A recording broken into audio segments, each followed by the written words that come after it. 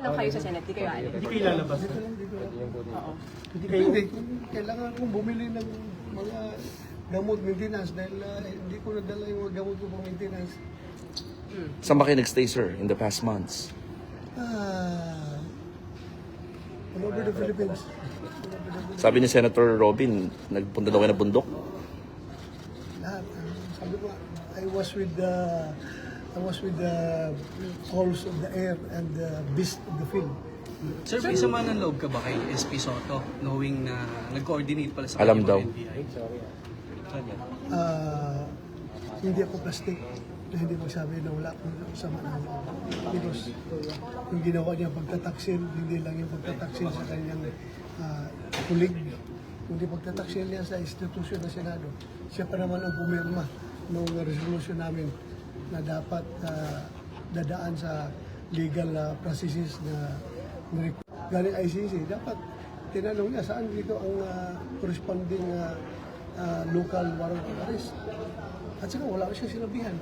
Talagang, but there's may design talaga na talagang gusto niya pahuli ako sa baba para hindi ako makaakyat dito, para hindi siya maansit. Ilalaglag ka talaga niya. You feel betrayed, sir? Ha? You feel betrayed by Yes, SP Soto? hindi ako magkipagplastikan. I feel betrayed. Nirespeto ko siya. Kahit na magkaibang kampo kami, pero ang respeto ko sa kanya, andyan pa rin. Andyan pa rin. Matanda kasi ang senador sa akin eh. Kailang talaga siya. Pero sa ginawa niya na yun, malungkot sa akin. Ba't hindi pa rin ako galit sa kanya? Opo. Galit sa kanya. Malungkot lang ako sa ginawa niya. I'm sorry. Yung pangunguna ni former Senator Trillanes sa paghahain ng ICC, warrant. What can you say about that? Hayaan mo na lang siya. Kung yan ang gusto niya sa buhay niya, na papel. Okay lang. Okay. Sinunod daw niya yung hamon mo, sir. Ha? Para ikaw daw naghamon daw noon dati. Okay lang. Sige lang. Sir, worth it po ba yung paglabas ninyo kahapon? Kasi yung the past 6 months, kalmado kayo, walang naghahanap sa inyo, walang naghahabol sa inyo. Pero kahapon, isang araw lang kayo lumabas, pero yung habulan, yung pressure, yung stress po sa inyo. Everything happens for a reason.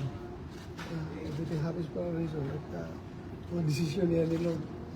Lahat ng nangyayari sa ating buhay, siya nag-decide yan. Siya nag-design. So whatever happens to my life, after serving this country faithfully, since second lieutenant ako, yung buhay ko palagi nasa danger sa aking tutupad ng aking tungkulin. I serve this country faithfully. Tapos, pagkatapos na yung ganito mangyari sa akin. So if it is the faith given by God, I'm going to accept it. Basta si Lord ang masusunod. So pabayan natin kay Lord ang lahat ito. Anong reaction niyo? Ha? Hindi po kayo isusurrender. Kasi absent. I only recognize Philippine courts, not the foreign courts. Ayaw niyo So, maulit yung maglabas? kay former President Duterte. Ayaw niyo maulit. Sana naman, not for President Duterte, not for me, but for every Filipino na dapat ang kanyang kapakanan ay pangalagaan ng ating gobyerno. So kung maglabas ang local court, sir, ng warrant against Will you? you, susunod kayo? Andyan na yan. Andyan yung decision ng party. We will cross the bridge when we get there. Ha? Sir, you have an appeal to the President? Ha? Nag-appeal kayo sa President? Yes. Lahat ng interview ko, nag-appeal ko sa kanya, Mr. President, sir, alam ko wala kang personal na galit sa akin. Alam ko yan. Wala kang personal na galit sa akin. The role of the government is to take care of its people. Sana alagaan mo kami. Huwag mo kami ibigay doon sa mga dayuhan. Huwag na pag-usap ko sa kanya. Sabi said, hindi lang para sa akin, kundi sa lahat ng Pilipino. Huwag niyo po ipagkanulo ang inyong kapwa Pilipino sa mga banyaga. At alam mo, sir, kung anong paghirap mo sa serbisyo. Ginawa ko ang lahat para sa bayan, hindi yung pang sarili ko. Hindi yung para sa sarili kong kapakanan. Hindi ako nagpayaman sa serbisyo. Nagtrabaho ako ng gusto, faithfully. Sir, ano masasabi? Itong appeal ko dito, Ano po? sa kanya, hindi lang para sa akin, kundi paano na rin sa lahat ng mga Pilipino na malagay sa ganitong sitwasyon. Hindi natin alam. Pagdating ng araw, ikaw rin, Mr. President, haharap sa ganitong sitwasyon. Ikaw rin, Mr. President, ang magkaproblema na ganito. Malaman mo, you will feel what I feel right now. Bakit kayo naiyak, sir? Ha? Ba't ka naiiyak ngayon, sir? Tao lang ako. Hindi ako robot. Hindi ako makina. Tao lang ako. How's your family? My appeal is sincere to the President.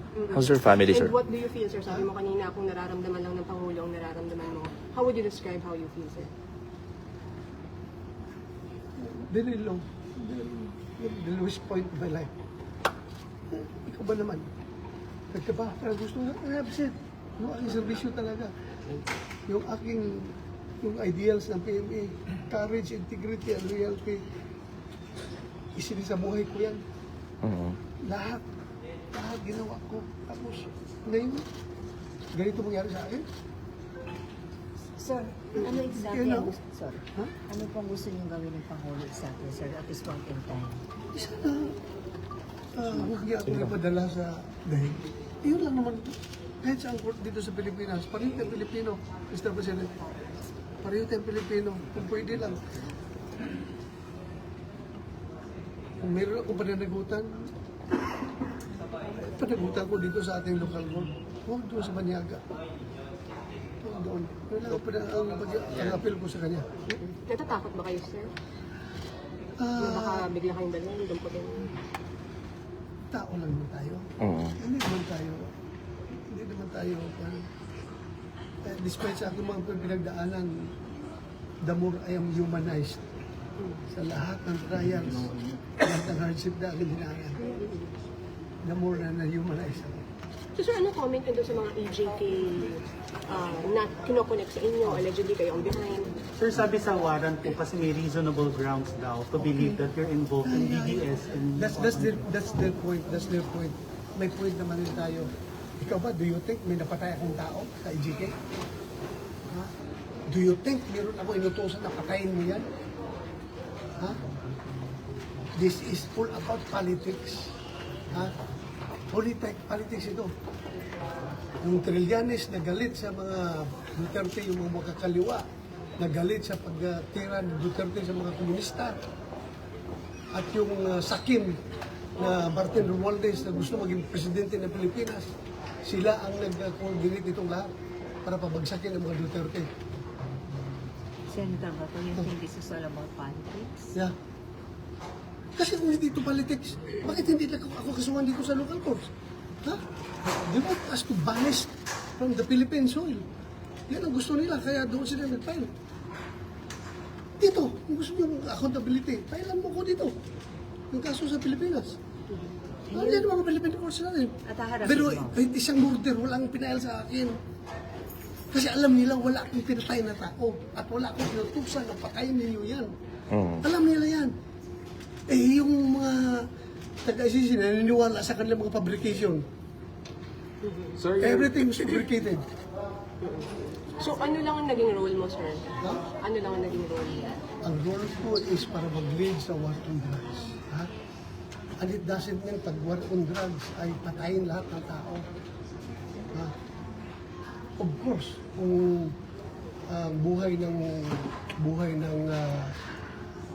mga pulis ay nasa bingit ng kamatayan, ay dapat dipisan ng sarili nila. At wala akong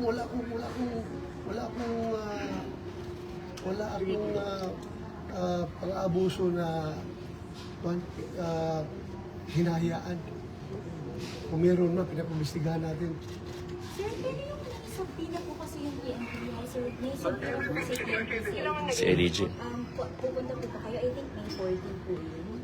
Titingnan natin with the current situation, marami namang abogado natin na pwede na ipadala. Titingnan natin. Sir, if ever maging local complaint yun, naharapin niyo po yun. Yung sa CIDG, sir. Kasi it's a possible complaint daw. Sinasabi ko nga sa iyo, lahat basta sa local lang, harapin natin yan. You can just imagine kung inibisigahan nila yung EJK ko, paano city director ako ng Davao, pamilya sa buhay na yun. Grabe naman pagkakalkal yan kung kinakalkal nila kung yung mga nangyayari doon sa Davao. Dapat noon pa, kinasuhan na nila ako. Bakit ngayon pa sila pagkakalkal ng mga ganun? Sir, what urged you to come back po, to go back to the Senate po? May mga nagsasabi baka dahil sa impeachment, sa change in leadership. Hindi ako sinungaling. Kasama na yan lahat. Impeachment, yung change of leadership,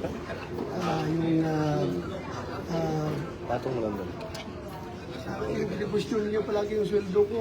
Oh, sir, sige. Ako talaga ako, hiyang-hiya na ako. Dahil nga, wala po yan sa vokabularyo ko na makinabang sa pera ng gobyerno o kanino mang pera na iniisahan ko na hindi hindi ko binibigyan ng kaukulang serbisyo.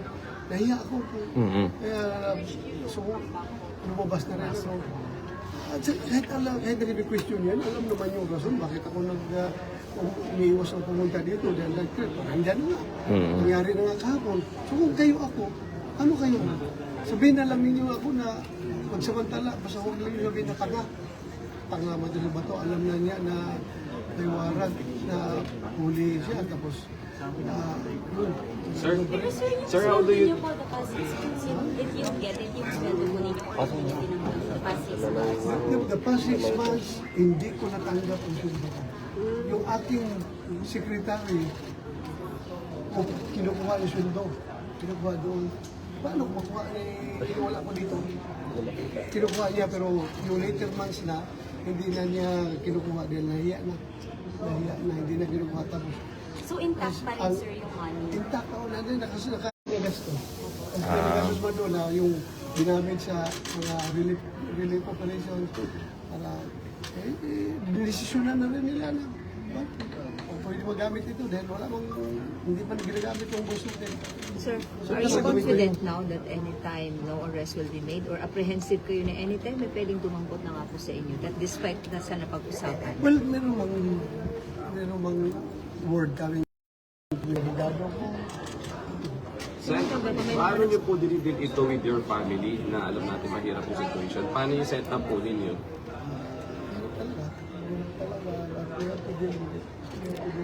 How are they? Kumusta po sila? Ay, malungkot. Alam mo, Natatakot din sila, sir, for you? takot talaga. Takot din sila.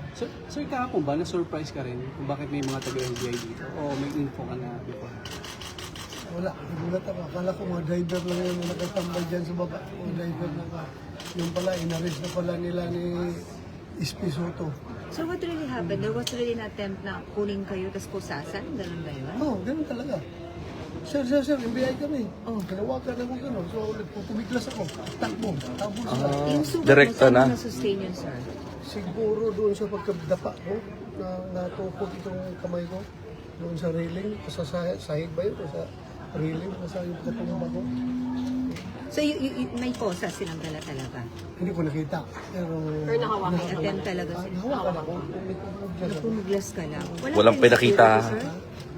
Walang pinakitang something, no warrant. Wala. Basta hinarang na ako. Ayaw ko pagdating. Dahil mabubutuhan na dito eh. Mabubutuhan na sa change of leadership.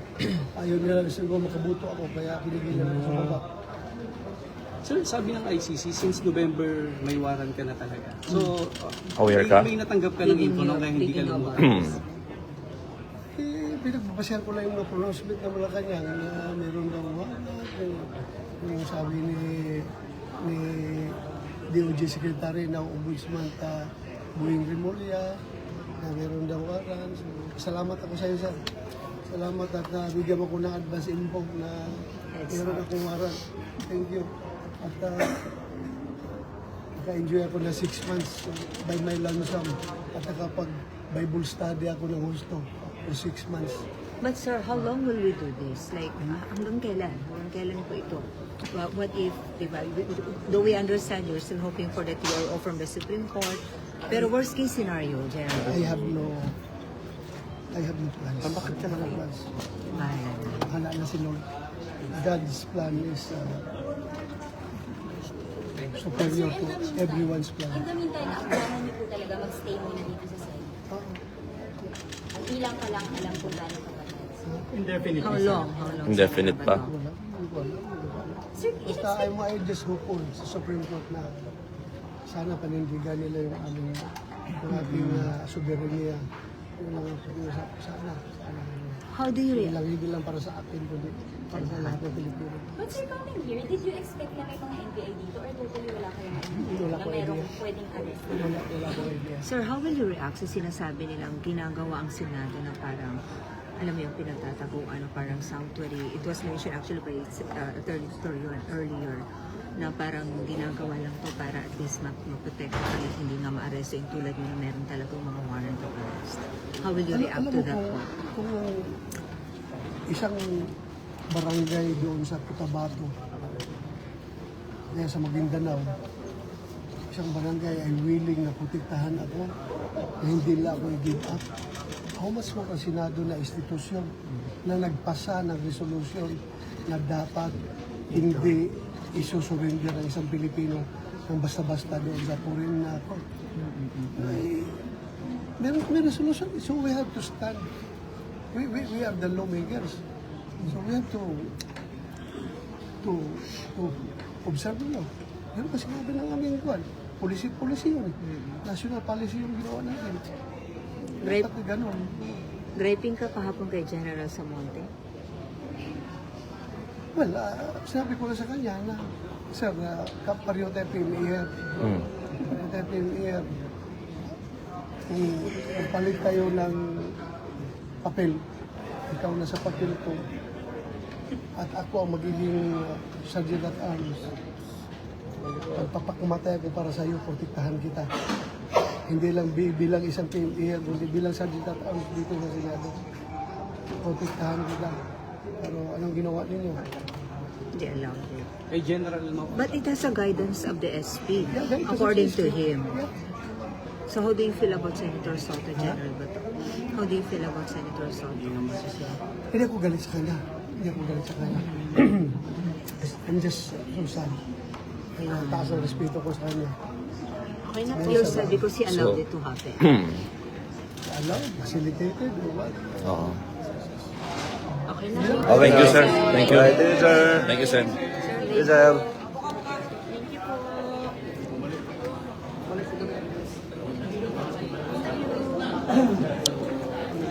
So, mga kapatid, sandaling humarap si Senator Bato de la Rosa dito sa labas ng kanyang tanggapan at para magbigay nga ng panayam sa media, ilan sa mga pinaka naging sinabi, mananatili siya dito dahil he feels more safe dito nga sa loob ng Senate rather than magpapunta sa iba't ibang mga lugar no, sa Pilipinas. Yun ang sinabi din niya in the past 6 months na talagang siya ay nagpunta in different parts of the country. No? Dito niya in-expect yung NBI agents na kanyang aaresto.